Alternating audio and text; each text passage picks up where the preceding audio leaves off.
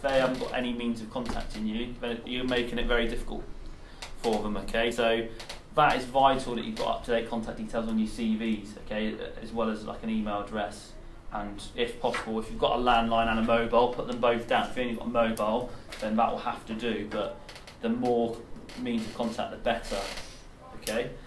Is well for that one. Any other comments? What people noticed which weren't picked up on by Lily and Oscar there? What number was this again? Number 2. I thought they were quite big-headed. About Right. themselves, they wrote, like, I know you're meant to write about yourself, but they wrote too much about themselves. Okay. The qualifications weren't on the first page. Okay, so qualification should really be before employment. Yeah. They listed like every single sport that they've ever tried. Yeah. Like, they were obviously from Wales College, so they did like frisbee and volleyball and all that sort of stuff. But they only do that in practical, and it's probably not something they do outside of college. And one of them was biking. Yeah. Cycling. Right. Okay. Good. So a fair few areas of improvement for that one. Okay, but definitely, yeah, having the contact details is a very basic error. Okay. Right. Abby and Cam, what was the CV that you finished looking The at? third one. Yeah. So the third CV then. Any comments on the strengths? It included everything. Yeah. Had everything with it. It was clear, and they had good key skills as well. Okay.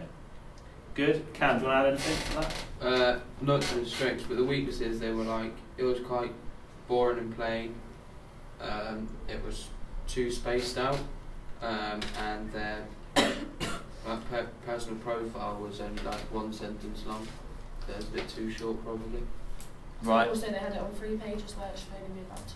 Yeah, so 2 pages max really for a CV. So going across 3 pages is unnecessary. They could have maybe made it, as you said, more compact. And they need an email for the reference one. Yeah, good. So for one of the references, another means of contact. Great. Any other comments for CV number 3, guys? Talks about their personal life and what they're doing in their spare time. Yeah. So what category did you put that under, Jordan? Was that strength or? I'd put that under weakness. You don't need to know about what they do in their spare time, like in terms of like going out. Yeah, well, I'm sure employers would hope that most people would have like friends and go out, definitely, but be more specific with terms of the interest. I would agree with that point. Good, excellent. Right, so finally then, Jordan and Gina, have we looked at the CV that you looked at? Number 5, I think. Number 5 was the last one you looked at, yeah? Yeah. So, George, do you want to start us off with that, and then what comments have you got? Strength, I put good education details. Right. But then, like, to contradict that, it was a bit of a shifty layout, and they went to Budmouth, and didn't actually put what they'd done at Budmouth. Okay. The Yeah. improvements, I put, there was massive lines for it, I've done that before. Okay. I don't know if you need them or not. And like rearranged date orders, like on references, like it was everywhere. Like not references, like employment history. It was like everywhere the dates, like just in a random order rather than. So almost in a sentence rather than being bullet points, so it's clearer. Yeah. Yeah. Good. Gina, anything else? What do you notice about the references for that one? I don't remember No. about references, but they No. had like loads of different ways to contact them.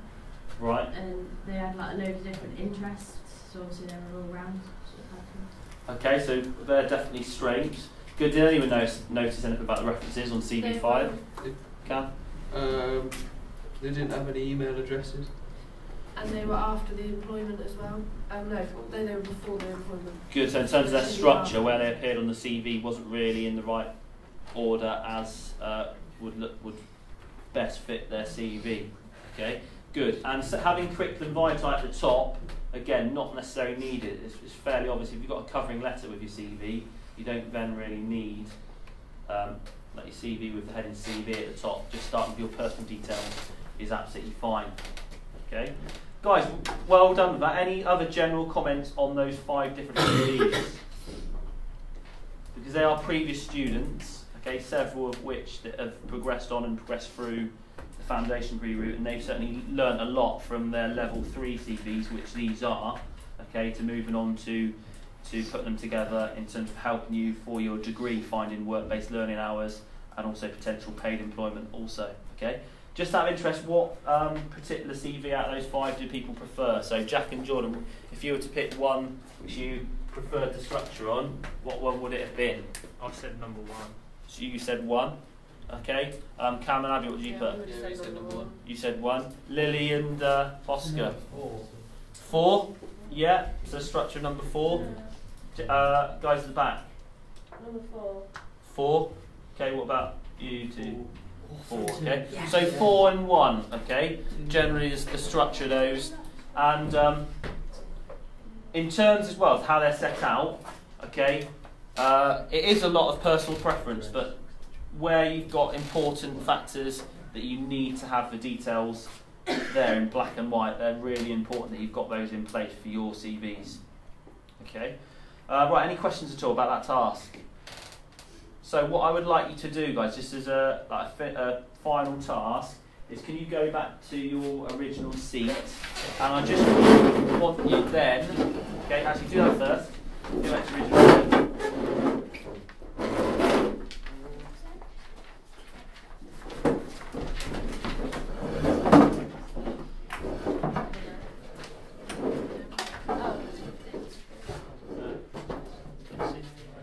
Analysing a range of different CVs, so you've looked at 5 different ones. Okay, I want you, based on what you've learnt this morning, to pick out 3 key features. Okay, so from what you've learnt from looking at other people's CVs, that you've either got in your own CV that you think is really important, or you are going to now improve to your current CV, or you're going to take into account when putting together your CV, because that will be the next task, like between now and next week onwards as well. Okay, so can you write down 3 things that you've learned this morning, which from that task are important for you to take into account when you are putting together your own CVs?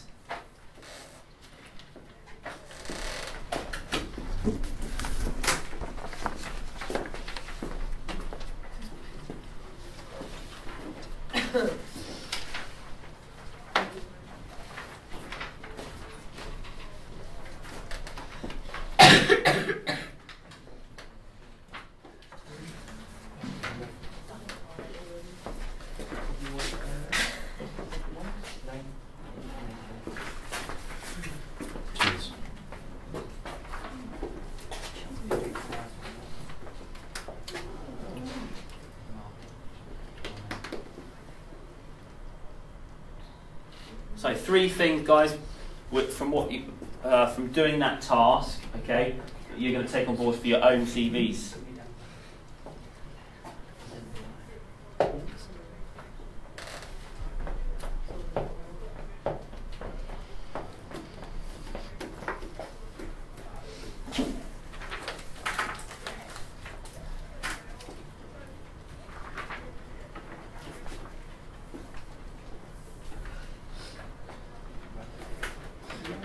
Right then, guys, if you finish a bit of your writing, so we'll go around the room. I want everyone to have like a different factor, okay, one of your 3, from what you picked up on from doing that task today and what you've learned in previous weeks as well about curriculum vitae and their importance of what you're going to take on board and helping you put together your own CV. So Lily, do you mind starting us off? Anything that is going to be important to bear in mind? Making my personal statement at the top like more enthusiastic for my unique selling point thing.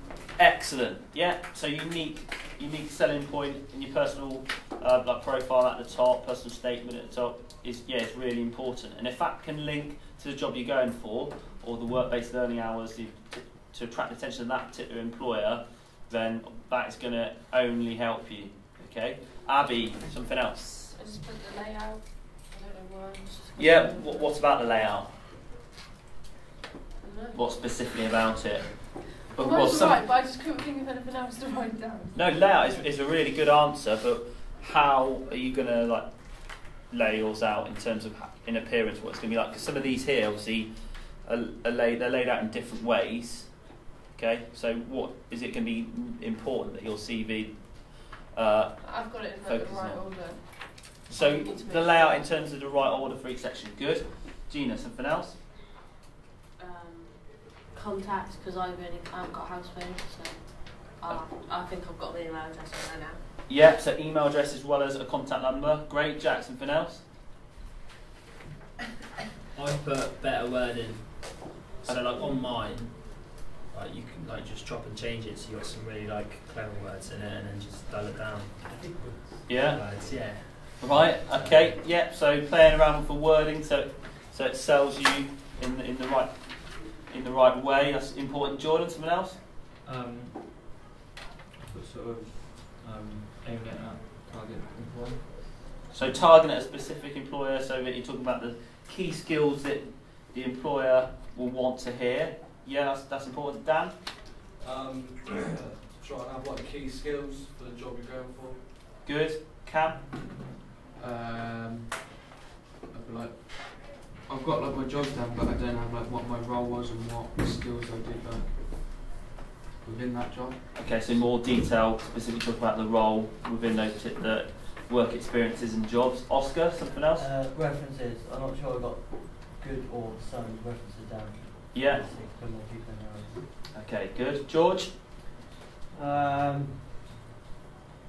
know, maybe better list of key skills and Okay, so key skills which link to the job that you might be going for. And lastly, George, something else? I'm gonna make sure mine's not too long-winded because, like, just through reading them, if they're too long, you just get bored.